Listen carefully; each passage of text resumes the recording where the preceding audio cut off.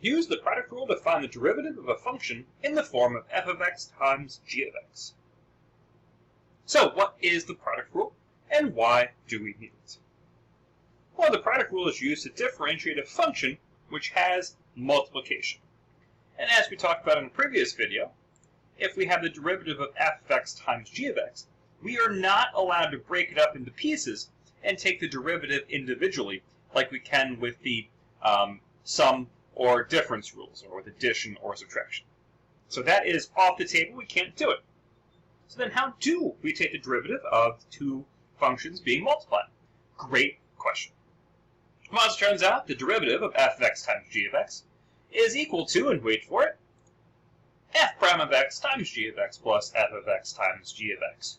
Whoa, that is a crazy formula, and you would be correct. This is not the easiest formula to memorize. But let's just quickly break it down. As we can see here, it has two pieces. In one piece, it's the derivative of the one function times the other, and the second piece is the derivative of the other function times the first one. So it's basically just take the derivative of one, leave the other one alone, add, and flop it. Now this notation is great, and if you would like to memorize it using this notation, please go ahead. However, I prefer to use a slightly different notation. I prefer to look at it as the derivative of the first function times the second function. So that means I'll take the derivative of the first function first, times the second, plus the first, and then take the derivative of the second function second. That's just much easier for my brain to process, so if that works better for you, great. If you prefer the other notation, great. If you have another way to remember it, guess what? Also great. So let's take a look at an example. So here, we're going to let h of x equal f of x times g of x, and we're going to use the product rule to find the derivative of h of 2, and then we're given all of the information we need. So we're told that f of 2 is equal to 3, f prime of 2 is equal to negative 4, g of 2 is equal to 1, and g prime of 2 is equal to 6. So it's just like, great, we have all the pieces, but we lost the instructions, we don't know how to put it together, and that's where the product rule comes into play. So let's start off with our function. We know that we have h of x, and that's going to equal f of x times g of x.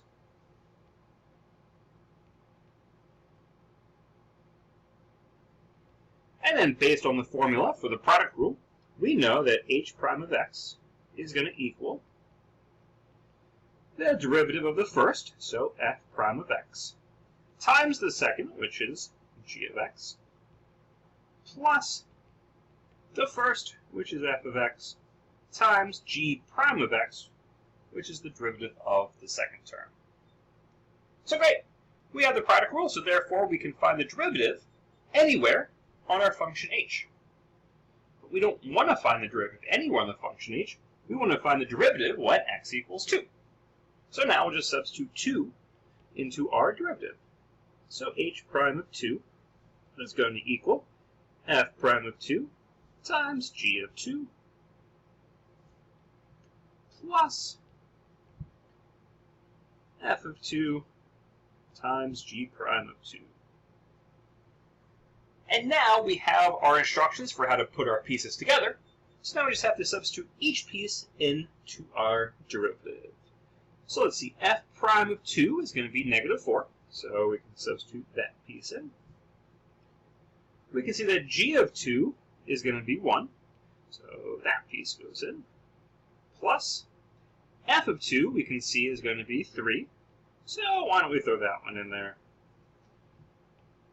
And then finally, g prime of 2 is going to be 6. And now we're just left with an expression that we can evaluate. So negative 4 times 1 is going to be negative 4. 3 times 6 is going to be 18. And then negative 4 plus 18 gives us our derivative of h of x at x equals 2 to be 14. Done. Whew, first one out of the way. Second one, watch out. Here we go. So this one, we're told again to let this time we're told to let h of x equal f of x times g of x. But instead of giving all the individual pieces, or all the components this time, we're just given the two functions. which means we're going to have to do a little bit more work here. But we can still start out with our function. We know that h of x is going to be f prime, or sorry, excuse me, h of x is going to be f of x times g of x. I'm getting, a little derivative happy here. But now we're going to take the derivative, so then we can apply our product rule. Product rule says take the derivative first, so f prime times the second, which is g, plus the original first, f, times the derivative of the second, which is g prime. But here's the thing. We don't want to find the general derivative for this function. We want to find the derivative at the specific point, x equals 0. So time to plug that value in. So h prime of 0 is going to be f prime of 0 times g of 0 plus f of 0 times g prime of 0. So we now know, like we have the instructions, we know how to put these things together. We just don't know what the individual pieces are. So let's come on over here to the side and let's do a little scratch work on the side here. And we're going to need to find f prime, g prime, and then we're going to have to plug 0 into all those expressions. So we know that f of x is going to be negative x squared plus x. We can then take the derivative of this to get f prime of x, which will be negative 2x plus 1. Moving on, we know that g of x is negative 2x squared plus 4x minus 1. And if we take the derivative of that, we're going to get negative 4x plus 4. Alright, so now we have the functions for our 4 individual pieces. We just now need to substitute x equals 0 to find out their numerical values. So let's see, f of 0, if we plug that in, we're going to get 0 squared plus 0, which is just 0. F prime of 0 is going to be negative 2 times 0, which is 0 plus 1, which will be 1. G of 0 will be 0 squared plus 4 times 0 minus 1, which will just be negative 1. And then g prime of 0, let's see, negative 4 times 0 is 0 plus 4 is 4. There you have it. All the pieces. Now it's time to plug and chug. I don't really know why it's plug and chug. I guess because it's just primes. Do you really want to chug math? Can you chug math? Should you chug math? Who knows? But it's go time. So f prime of 0 we can see is going to be 1. So let's substitute that in. G of 0 we can see is going to be negative 1. Substitute. Plus f of 0 is going to be 0. And g prime of 0 is going to be 4. Now it's just time to simplify. So let's see. Negative 1 times negative 1 is going to be negative 1. Plus 0 times 4 is going to be 0. And then negative 1 plus 0 will give us a derivative of h of x at x equals 0, a value of negative 1. Which again, this negative 1 represents the slope of the tangent line that goes through the point x. So that's what this negative 1 represents. Alright, let's do like the Muppets and moving right along. So this example is a little bit different. Obviously, it's worded differently. And we're going to have to identify some more pieces than before. But anyways, our example says to find j prime of x when j of x is equal to the quantity x squared plus 2 times the quantity 3x cubed minus 5x. Now, this problem is different because it doesn't tell us what the two individual functions are that's being multiplied together. So we're going to have to identify those on our own. And we can see here that we have x squared minus 2, which is one function, being multiplied by 3x cubed minus 5. Alright, so now at the beginning, when I talked about the formula, I preferred to use the notation first and second. So, since x squared plus 2 comes first, I'm going to label this first. And since 3x cubed minus 5x comes second, I'm going to be super creative and call this second. Alright, so With that being said, we can now apply the product rule and find j prime of x. So j prime of x, we said the derivative is the derivative of the first function times the second function plus the first function times the derivative of the second. Alright, so next up we actually need to find the derivative of the first and the derivative of the second. So I'm going to come over here, I'm going to do a little scratch work on the side here. And let's see, our first function we said is going to be equal to x squared plus 2. Well, then we need to take the derivative of the first function, and that'll be 2x. Next, we need to find the second function, and oh, there it is, I found it, it's up at the top. 3x cubed minus 5x. And then we can take the derivative, boom, boom, boom, boom, 9x squared minus 5. Alright, so it's time to plug and chug again. So we're going to throw all the pieces together and see what happens. So we're going to get 2x times the second, 3x cubed minus 5x, the plus x squared plus 2 times the derivative of the second, 9x squared minus 5. Alright, so now this is a perfectly acceptable answer. However, Newton's going to want you to simplify this out as much as possible, so guess what? We're going to simplify this out as much as possible. So it's time to put on your distributive pants, and let's get to work.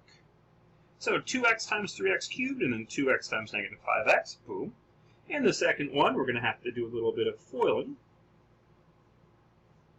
And let's throw all these pieces together.